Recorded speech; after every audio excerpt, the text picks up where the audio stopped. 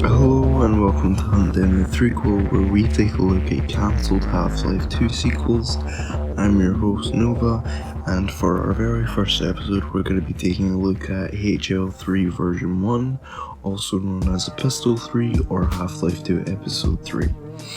HL3 version 1 started out life as the fourth game in the Half-Life 2 series and would have followed Half-Life 2 Episode 2 and was announced to be releasing in 2007, but it completely missed that date.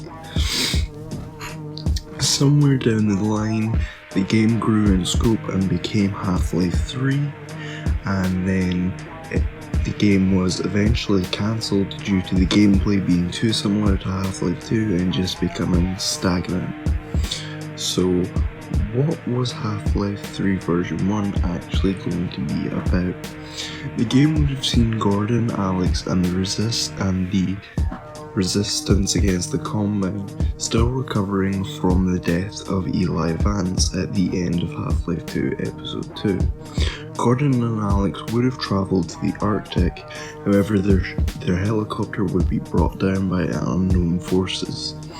They would search the Arctic for the Borealis, which was the space and time travelling ship that was mentioned during Half-Life 2 Episode 2 and referenced in the video game Portal 2, however that wouldn't come until years after Half-Life 3 started development.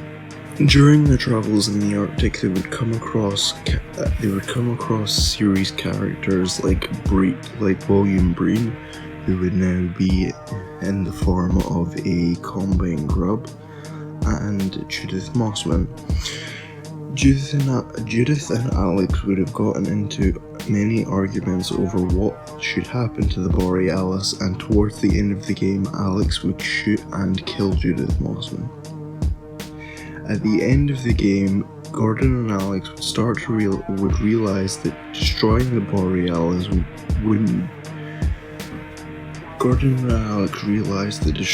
Borealis would not help the Resistance as much as they had previously thought.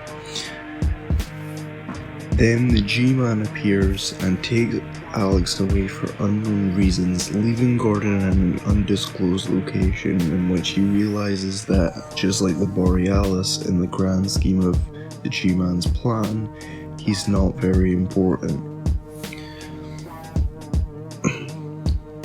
Not much about the game's development cycle or entire plot is known.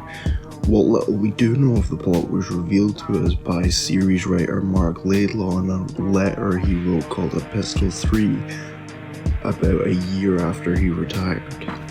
As mentioned, gameplay would have been pretty similar to Half-Life 2, however, we do know of one or two mechanics that would have been completely new to the game. For example, we learned about the Blob from it being dug up in game files in other Valve games. The Blob is, from what we know of, a friendly NPC that would have aided the player in fighting against the Combine and other enemies. It was apparently immortal and would have surrounded and swarmed the enemy, killing it almost instantly. It is unknown if any more plot elements were added after the game grew in scope, however it can be assumed that the game did not entirely take place in the Arctic. Concept art that leaked for the game also suggests that parts of the game would have taken place in the alien homeworld Zen, which was first featured in the very first game in the series, Half-Life 1.